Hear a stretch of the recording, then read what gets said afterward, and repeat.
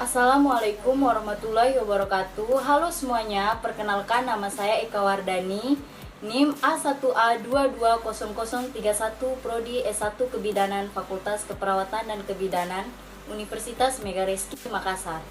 Video kali ini bertujuan untuk memenuhi tugas mata kuliah Bahasa Indonesia. Untuk lebih jelasnya, mari kita simak video selanjutnya. Jadi, pembahasan pertama pada materi kali ini yaitu tentang sejarah kedudukan dan fungsi bahasa Indonesia. Sejarah bahasa Indonesia. Pada dasarnya, bahasa Indonesia berasal dari bahasa Melayu.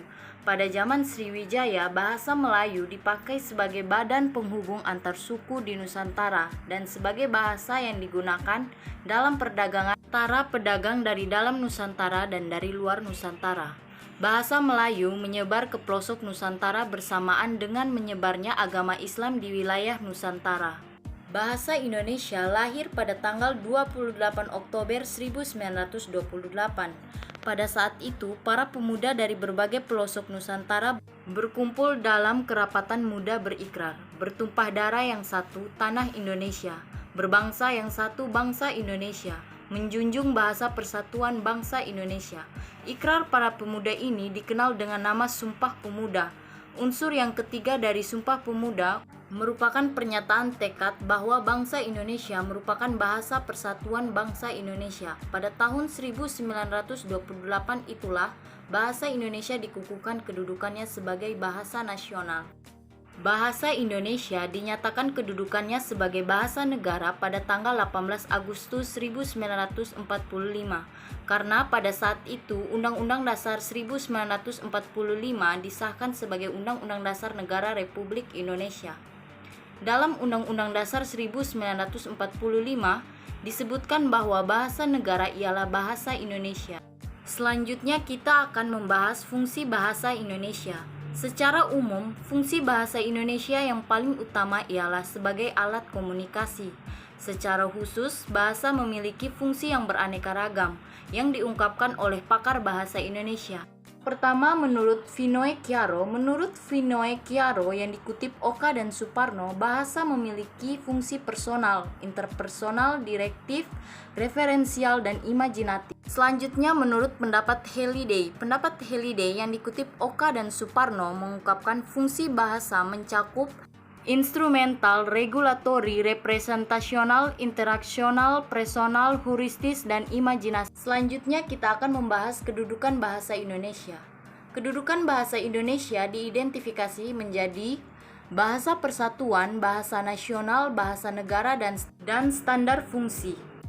Yang pertama, bahasa persatuan. Bahasa persatuan adalah pemersatu suku, agama, rasa, dan antar golongan atau sara. Bagi suku bangsa Indonesia dari Sabang sampai Merauke, fungsi pemersatu ini sudah dicanangkan dalam Sumpah Pemuda 28 Oktober 1928. Selanjutnya, bahasa negara, yang terdiri dari satu, fungsi bahasa sebagai administrasi kenegaraan. Yang kedua, fungsi bahasa sebagai pengantar resmi belajar di sekolah dan perguruan tinggi.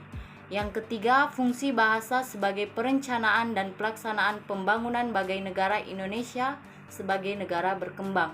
Selanjutnya, bahasa baku, terdiri dari satu, pemersatu sosial, budaya, dan bahasa. Dua, penanda kepribadian bersuara dan yang ketiga sebagai penambah kewibawaan sebagai pejabat dan intelektual, penanda acuan ilmiah dan penulisan tulisan ilmiah. Selanjutnya kita masuk ke pembahasan kedua dengan judul Bahasa Indonesia Ragam Ilmiah. Yang pertama, pengertian Indonesia ragam ilmiah. Ragam bahasa Indonesia pada hakikatnya adalah variasi penggunaan bahasa oleh para penulis bahasa itu. Bahasa Indonesia ragam ilmiah digunakan untuk memaparkan fakta, prinsip, konsep, teori, atau gabungan dan keempatnya. Kemudian yang kedua, karakteristik bahasa Indonesia ragam ilmiah. Pada saat menulis, tulisan ilmiah penulis harus menunjukkan karakteristik bahasa Indonesia ragam ilmiah. Di antaranya ada beberapa karakteristik bahasa Indonesia ragam ilmiah yaitu 1. Sifat yang cendekia, 2. Lugas dan jelas, 3. Menghindari kalimat pragmatis, 4. Bertolak dari gagasan, 5 formal dan objektif, 6 ringkas dan padat, 7 konsisten. Selanjutnya, ciri ragam bahasa ilmiah dan ragam bahasa ilmiah. Ciri ragam bahasa ilmiah, ada beberapa ciri ragam bahasa ilmiah antara lain yaitu 1. Struktur kalimat jelas dan bermakna lugas. 2. Struktur wacana bersifat formal mengacu pada 3. Standar konvensi naskah singkat berisi analisis dan pembuktian, menyajikan konsep secara lengkap. 4. Cermat dalam menggunakan unsur baku atau istilah kata, ejaan, bentuk kata, kalimat, paragraf, wacana. Yang kelima, cermat dan konsisten menggunakan penilaian dari penentuan topik, pendahuluan, deskripsi teori. 6. Istilah khusus yang teknik dalam bidang ilmu tertentu. 7. Objektif dapat diukur kebenarannya secara terbuka oleh umum, menghindari bentuk pesona dan ungkapan subjektif. 8. Konsisten dalam pembahasan topik, pengendalian variabel, permasalahan, tujuan, dan penalaran. Ragam bahasa ilmiah terdiri dari 1. Ragam lisan dan ragam tulisan. 2. Ragam baku dan ragam non-baku. 3. Ragam berdasarkan bidang fungsional. Kita masuk kepada pembahasan ketiga dengan judul penggunaan bahasa Indonesia ragam ilmiah dalam menulis dan presentasi ilmiah. Pertama, pengertian bahasa Indonesia ragam ilmiah. Ragam Indonesia pada hakikatnya adalah variasi penggunaan bahasa oleh para penutur bahasa itu. Dengan konsep itu, keberadaan bahasa Indonesia resmi atau baku dalam penggunaan bahasa Indonesia. Para penuturnya merupakan salah satu bentuk variasi bahasa dari variasi bahasa Indonesia lainnya. Selanjutnya, karakteristik bahasa Indonesia ragam ilmiah. Pada saat menulis tulisan ilmiah, penulis harus menunjukkan karakteristik bahasa Indonesia ragam ilmiah, yaitu sifat yang cendekia, lugas dan jelas, menghindari kalimat pragmatis, bertolak dari gagasan, formal dan objektif, ringkas dan padat, dan konsisten. Selanjutnya, menggunakan bahasa Indonesia ragam ilmiah. Menulis dan presentasi ilmiah menggunakan bahasa Indonesia ragam ilmiah berarti dalam tujuan menulis dan presentasi kita berpedoman pada bahasa Indonesia yang baik dan benar, memaparkan fakta, konsep, prinsip, dan teori. Selanjutnya, pengertian presentasi ilmiah. Secara bahasa, presentasi ilmiah berasal dari kata presentasi dan ilmiah, yang terdiri dari 1. Presentasi berasal dari bahasa Inggris yang berarti menyajikan atau memaparkan. Yang kedua, ilmiah berarti bersifat ilmu. Secara ilmu pengetahuan memenuhi syarat atau kaidah ilmu pengetahuan. Sehingga presentasi ilmiah menurut bahasa adalah menyajikan atau memaparkan suatu karya tulis yang bersifat ilmiah. Sedangkan secara umum, presentasi ilmiah adalah hal yang bersangkutan dengan situasi resmi atau formal. Sehingga dalam presentasi ragam ilmiah, haruslah berpedoman pada kaidah bahasa Indonesia yang tepat. Penggunaan bahasa Indonesia ragam ilmiah dalam penulisan karya ilmiah adalah sebagai berikut. A. Baku. B. Logika.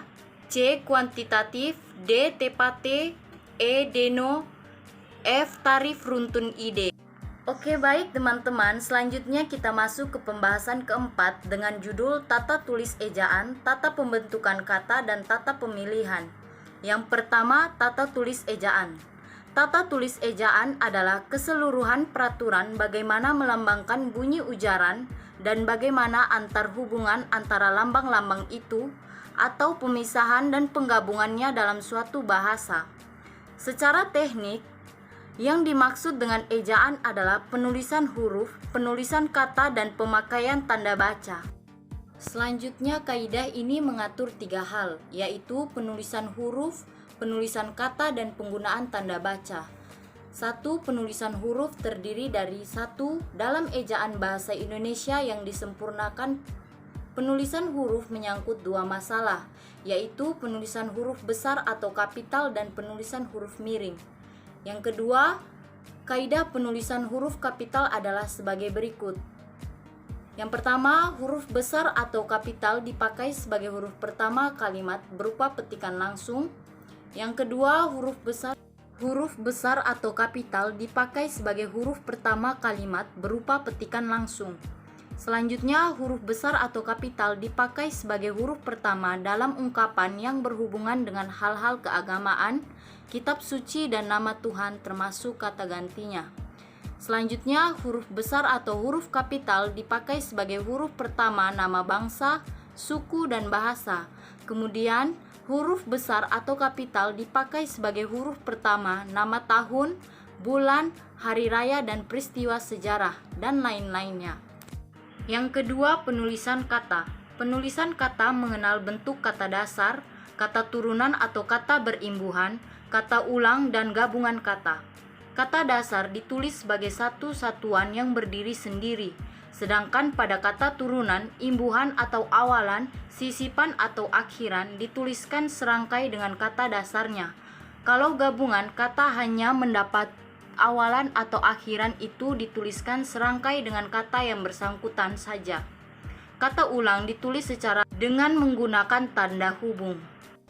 Selanjutnya, pemakaian tanda baca. Pemakaian tanda baca dalam ejaan bahasa Indonesia yang disempurnakan mencakup pengaturan A. Tanda titik.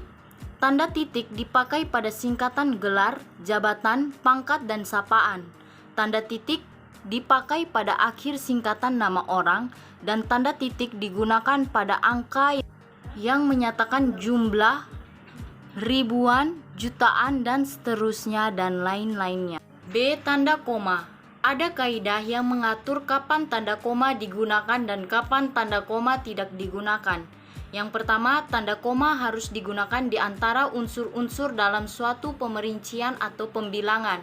Yang kedua, tanda koma harus digunakan untuk memisahkan kalimat setara yang satu dari kalimat setara berikutnya, yang didahului oleh kata tetapi, melainkan, dan sedangkan. Yang ketiga, tanda koma harus digunakan untuk memisahkan anak kalimat dari induk kalimat, apabila anak kalimat tersebut mendahului induk kalimatnya, dan lain-lain. Selanjutnya, tata penulisan kata. 1. Ketepatan. Ketepatan dalam pemilihan kata berkaitan dengan kemampuan memilih kata yang dapat mengungkapkan gagasan secara tepat dan gagasan itu dapat diterima secara tepat pula oleh pembaca. Selanjutnya, kecermatan. Kecermatan dalam pemilihan kata berkaitan dengan kemampuan memilih kata yang benar-benar diperlukan untuk mengungkapkan gagasan tertentu. Kemudian, keserasian. Keserasian dalam pemilihan kata berkaitan dengan kemampuan memilih dan menggunakan kata-kata yang sesuai dengan konteks pemakaiannya. Nah, teman-teman, selanjutnya kita masuk ke materi yang kelima dengan judul penulisan kalimat efektif, penulisan paragraf, dan teknik pengembangan paragraf. Yang pertama, kalimat efektif.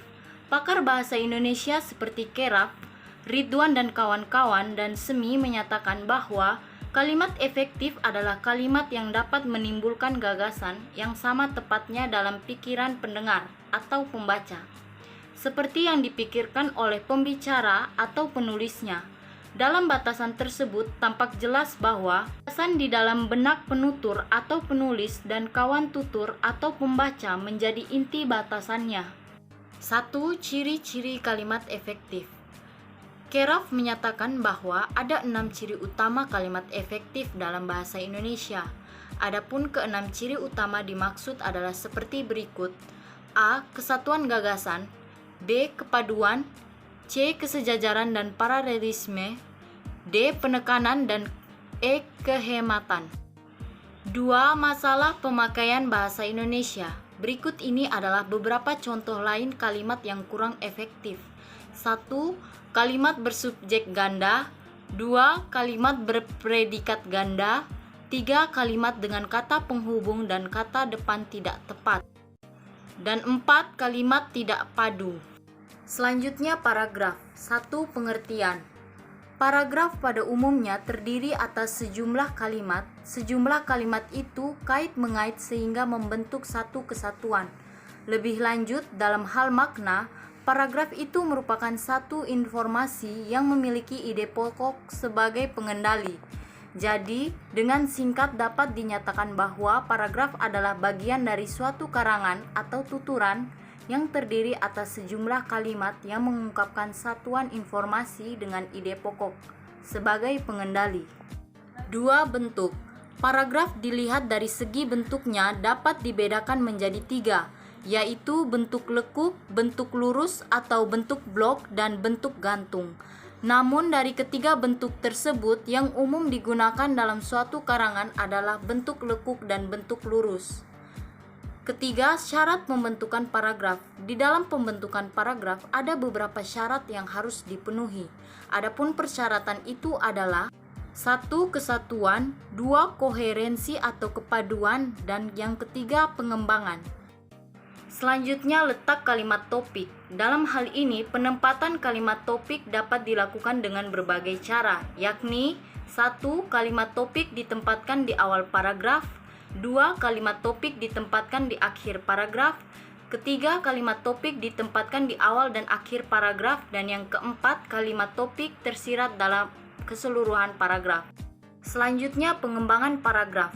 Pengembangan paragraf marsupial cara penulis untuk mengembangkan pola pikiran dalam suatu paragraf.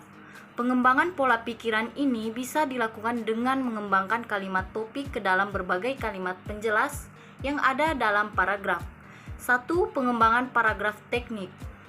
A. Pengembangan paragraf secara alamiah. B. Pengembangan paragraf klimaks dan anti klimaks. C. Pengembangan paragraf umum ke khusus dan khusus ke umum. Yang kedua, pengembangan paragraf berdasarkan isinya. A. Pengembangan paragraf perbandingan dan pertentangan. B. Pengembangan paragraf secara analogi. C. Pengembangan paragraf dengan contoh-contoh. D. Pengembangan paragraf dengan sebab akibat. E. Pengembangan paragraf dengan pembahasan definisi. Dan yang ke F, pengembangan paragraf dengan klasifikasi. Teman-teman, kita memasuki materi terakhir, yaitu materi ke-6 dengan judul Membaca Kritis untuk Menulis.